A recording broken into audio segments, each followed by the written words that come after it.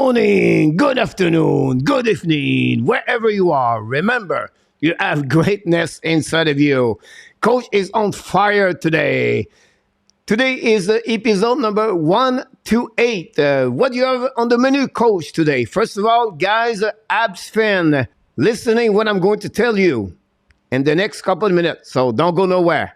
Then I'm going to talk about the Montreal Canadiens, the main camp, what I'm looking for. And finally, we have a couple of news around the NHL today, so don't go nowhere. But you know the drill. If you've been here before, you know how this works. Please don't forget to click on the like, subscribe to the Hockey Nation Live Show, and leave me a comment about the episode 128. Let's dive in and talking about the first subject of the day. But first, let's talk about the Habs rookie camp. What are you talking about, Coach? But first of all, guys, it's not over yet. Well, no, because Monday and Tuesday, the Montreal Canadiens players from the rookie camp are on the ice to finalize this camp, and then they're going to move on to the main camp start Wednesday. Here, what I want to share with you. Since Sunday, people gave their own opinion about the Montreal Canadiens performance from players during the camp.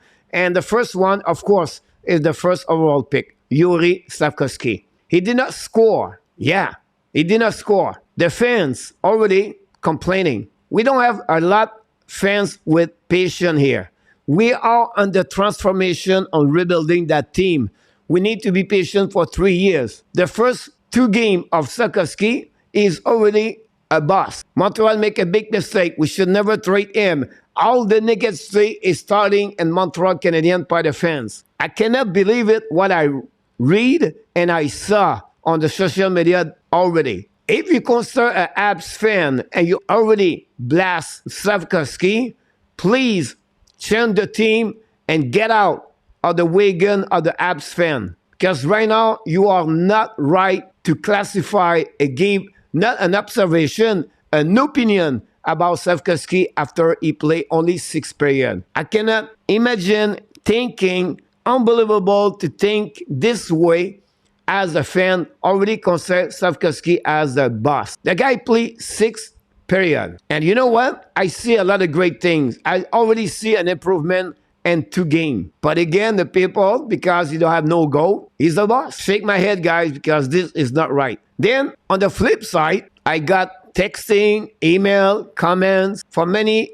Habs fans, and they are excited. They are excited about what we saw this weekend. Oh my God, he's going to become an amazing, great hockey player in NHL. He's going to be already on the roster next month, October 12th, against the Toronto Maple Leafs. Whoa! Let's stop the bus, the boat, the wagon right now here. And let's chat together. First of all, guys, it's a rookie camp. 90% of those players never going to play in NHL, maybe 95. Of them, many of them will never play in American Hockey League. So the competition during this weekend was not high level. Of course, Montreal have 51 prospects. Of course, Montreal have never had so many good prospects what we saw this weekend.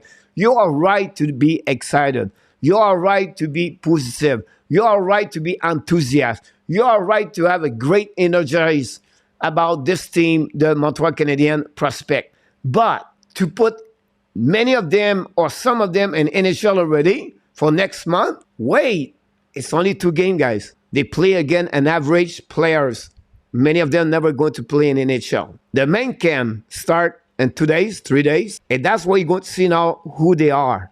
Many people told me, oh my God, Harbor, the Hammer, Jack I should be already in NHL next month with the Montreal. Montreal need a guy like him. Guys, did you see many mistakes from him? Most of you see the KO. Did you watch his crossover backwards? Did you watch his position on the ice for battle? Did you watch his gap control? How many 2 versus 1 he gave during those 2 games he played? Like Slafkovsky, like any other rookie players they play, they need to learn, to develop, to get better.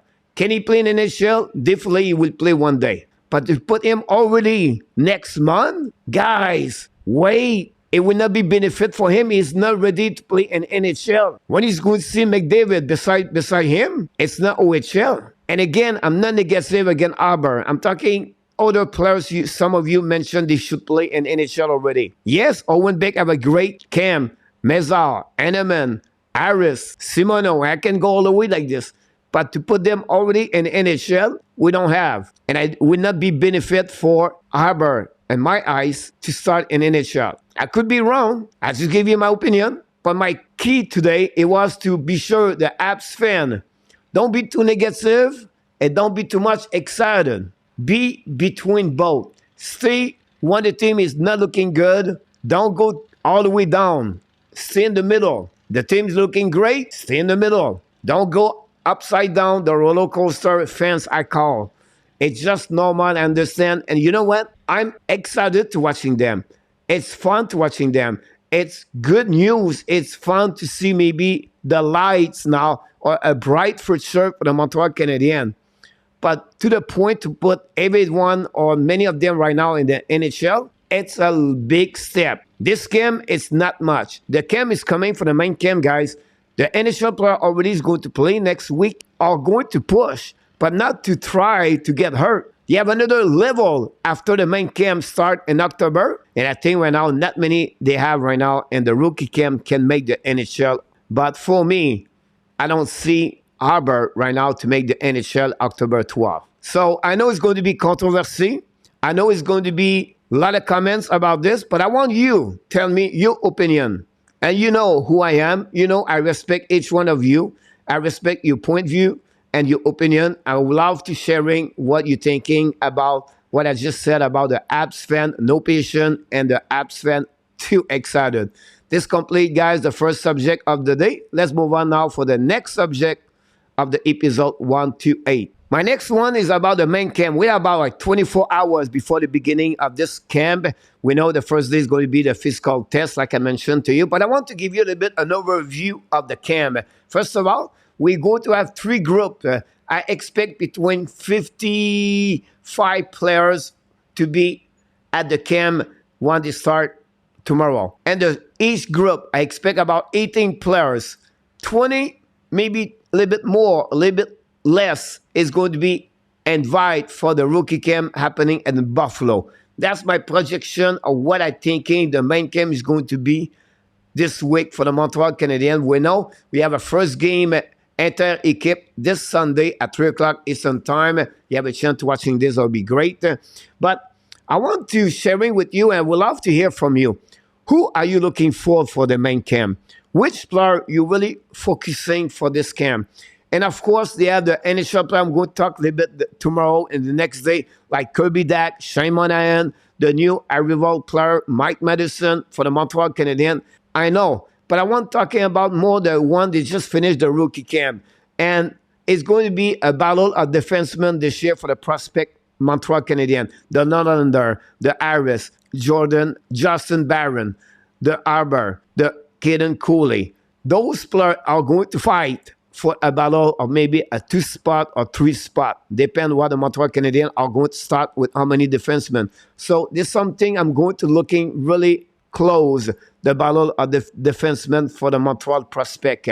Then the forward at the rookie camp, the Savkovsky, first overall pick, the Mezar, the 26th overall pick, then the 33 overall pick, Owen Beck. All three, they have a good rookie camp overall. I know Beck was unbelievably amazing over there. Now I want to watching them at this camp because this is really where they are versus or compared with the NHL players will be really interesting. Some of them, of course, Beck is going to return in OHL. I can add with this one maybe Eneman and Mizak.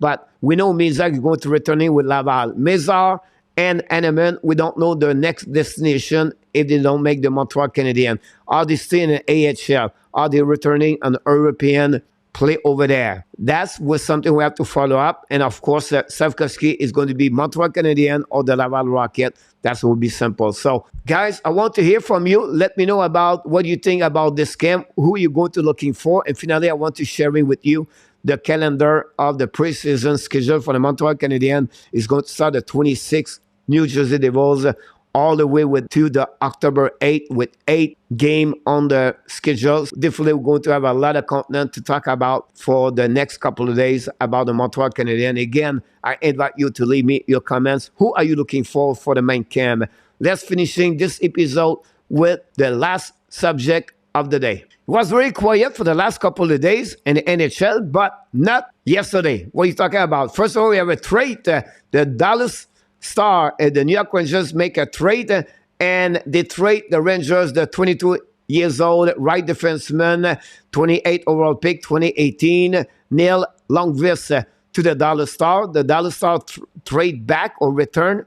They send the first round pick 2023 with some conditional inside of that pick, and then same situation with 2025 conditional 4-round pick could become a 3rd-round pick if Longvis got won the first 2 seasons with 55 points and more. Then we have other news in NHL, and this is not a good one for the Philadelphia Flyers. They announced the veteran center Sean Couturier is not going to be ready for the upcoming year with his upper body. We know he got hurt during the end of the season last year, 2021-2022 season. Now he's not going to be ready. So this is a really bad news for the Flyers. Then we have another news. It's coming for the Edmonton Oilers. OMG, I don't get it. Honestly, guys, you have to help me on this one because they gave 2 PDO. First to Jake Virtanen, the 6th overall pick for the Vancouver Canucks. We know some trouble he got off ice. I don't want to go talking about this. And then he wants to play in KHL. He never played top 9 players forward for the Canucks. I don't know what it will be his role with Edmonton Oilers. I don't know why they invite him at the PDO. First of all, they already have their full hand with Evander Kane. Now they bring another problem players. I understand he did not get guilty, blah, blah, blah. But still, I don't know the purpose of Virtanen, what he can bring for the Oilers.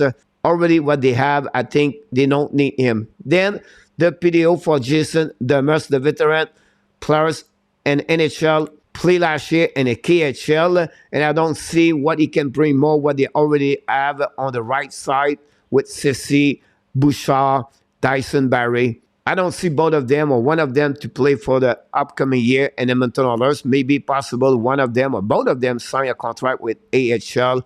We'll see what's happening. This guy complete the episode number 1 to 8.